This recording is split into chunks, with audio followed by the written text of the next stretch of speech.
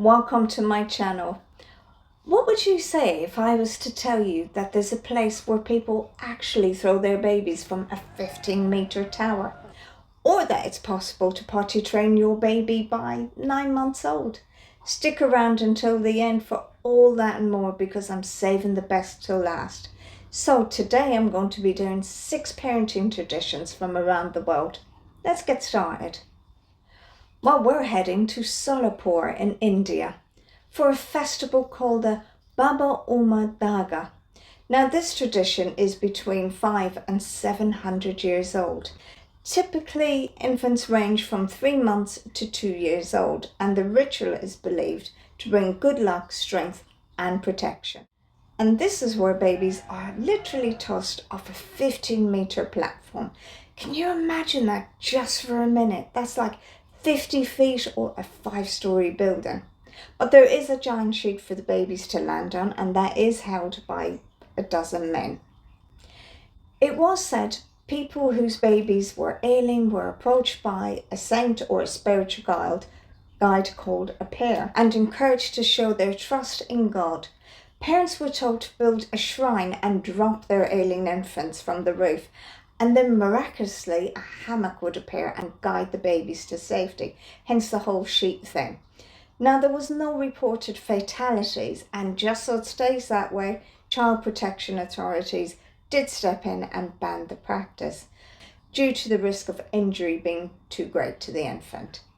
Now, some people believe that has just driven the whole practice underground. And what I really want to know is, how do you manage to do that underground with a giant tower?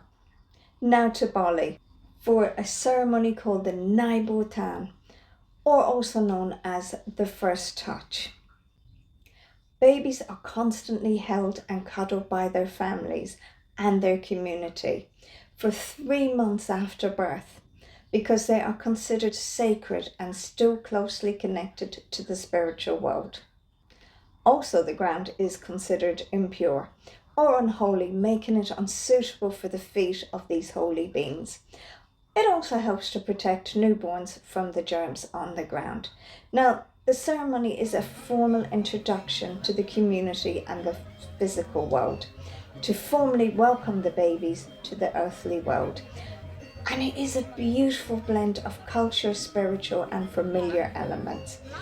The ritual helps to ensure the child's health and well-being and spiritual safety as they embark on a journey to the physical world. Back to India, but to the south of India this time, where they burn a resin called Sambrani around babies, and this is like a frankincense type incense.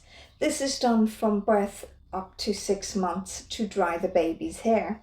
Now, it's believed to calm the babies, lift spirits, and keep away insects, and keep colds and congestion at bay.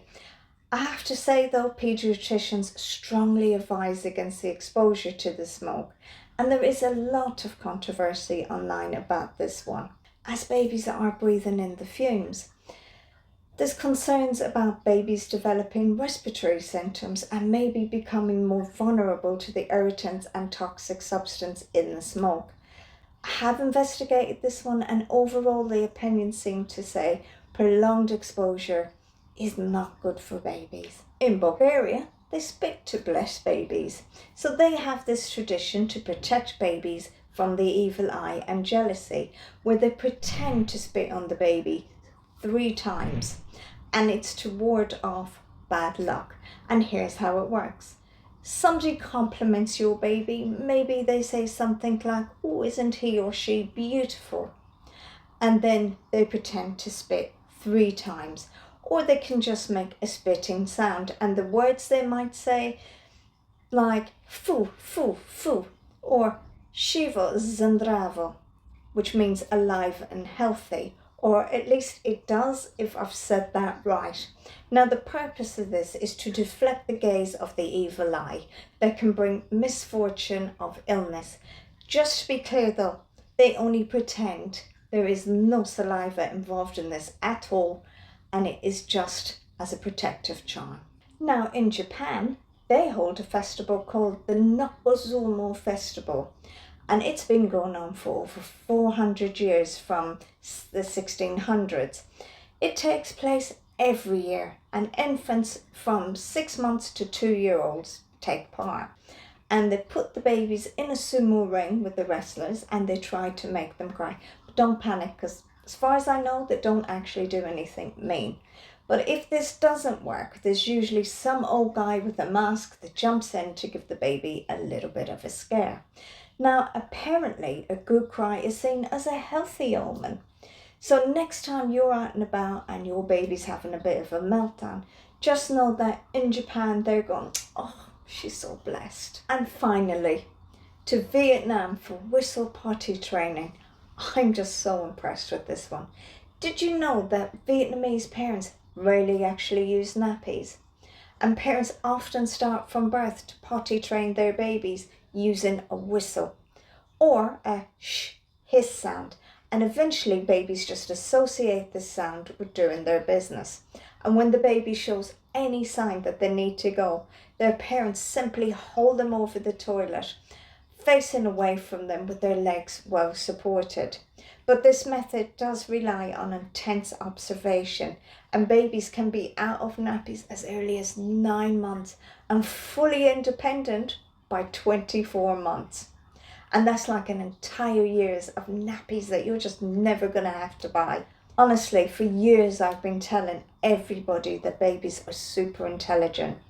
To think I was thrilled with myself that I had my babies trained by 18 months. Honestly, I thought that was good going, but still I did have to wake them up for that nighttime wee. And that's it from me. Which of these traditions surprised you the most? Did any of them shock you? Or maybe you've actually experienced one of these firsthand? Let me know in the comments. I'm genuinely curious. And hey, if you've enjoyed our little tour of parenting customs from around the world, don't forget to like, share, comment, and of course subscribe for more weird and wonderful stuff from around the world. See you in the next one.